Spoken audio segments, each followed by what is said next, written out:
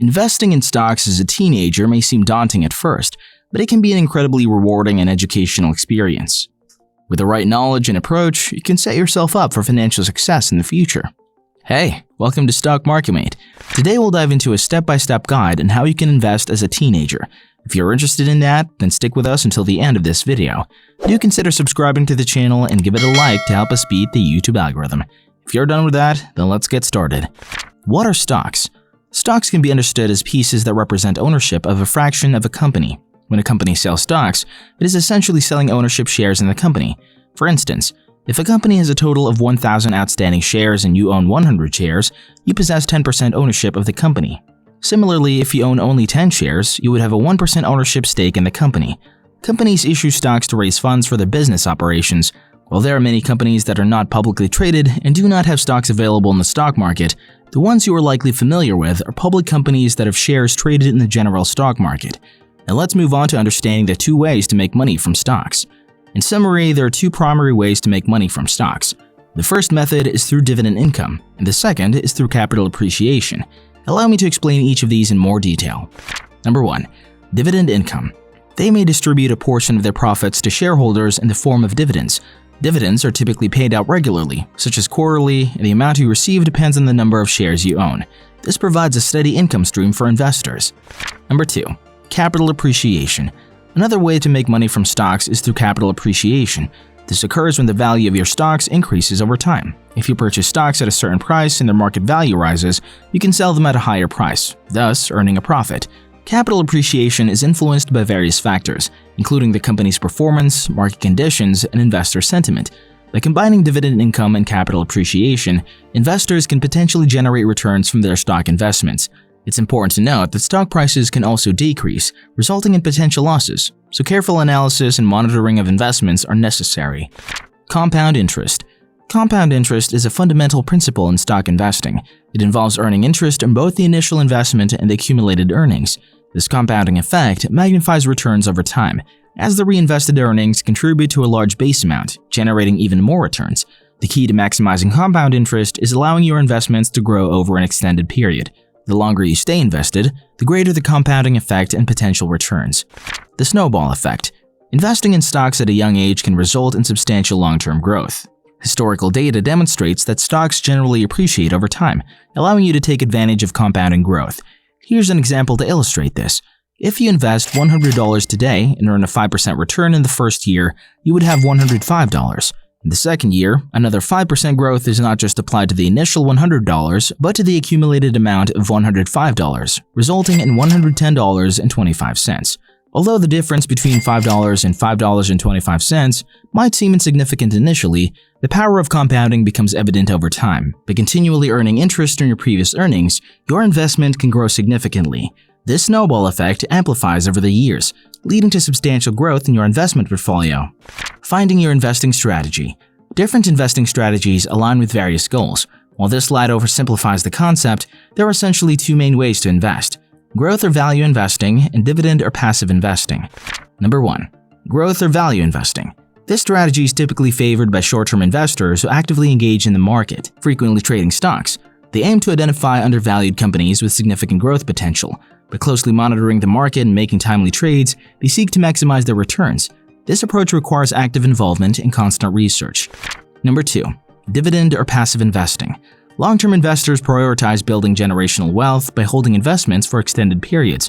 Passive investors focus on dividend-paying stocks or broad market index funds, benefiting from regular dividends and overall market growth.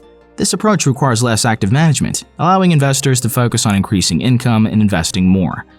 Important things to know. Consistency in investing is crucial. Dollar-cost averaging allows for regular investments in safe stocks, leveraging the power of compound interest and time in the market. The timing of when you start investing is significant, especially when you're young and have a long-term horizon. However, trying to time the market perfectly is futile, as research consistently demonstrates. Predicting the market's lowest and highest points and acting on those predictions is extremely challenging. Additionally, a substantial portion of market gains occurs in single days, making consistent guessing nearly impossible. Frequent trading and day trading are not recommended for most people. It is difficult to consistently outperform the stock market through active trading, and it can lead to inferior results. To increase your chances of success, it's advisable to avoid excessive trading and focus on a long-term investment approach. How to invest if you're under 18. If you're under 18 years old and watching this video, it's important to note that you cannot open your own stock account independently. Instead, you will need to open a custodial account, which your parents or legal guardians can establish on your behalf. A custodial account is a savings or brokerage account that an adult controls for a minor. It functions similarly to regular brokerage accounts, but there are certain limitations since the account is technically owned by the parents until you reach the age of 18. However, you're typically allowed to withdraw money from the account as long as it is used for your benefit as the minor. It's essential to understand that once you turn 18 years old, the custodial account will be transferred into your control. So if you're young and interested in investing, it would be helpful to bookmark this part of the video and share with your parents or guardians later on. They can then proceed to open a custodial account for you to initiate your investment journey. Pros and cons of custodial accounts. Pros. Number 1. 24/7 customer support. Depending on the platform you use, custodial accounts often offer round-the-clock customer support, providing assistance whenever you need it. Number 2. Flexibility and simplicity. Custodial accounts are relatively easy to create and manage. They offer flexibility in terms of investment options and can be tailored to suit the needs of the minor. Number 3. Lower cost. Compared to establishing and maintaining a trust fund, custodial accounts are generally less expensive, making them a more accessible option for many families. Number 4. Tax advantages. Earnings in custodial accounts are taxed at the minor's tax rate, which is typically lower than the rate applied to adults. This can result in potential tax savings, especially if the minor has a lower income. Number 5. Compound interest. Custodial accounts allow minors to fully benefit from the power of compound interest over time, as earnings can be reinvested for growth. Cons. Number 1.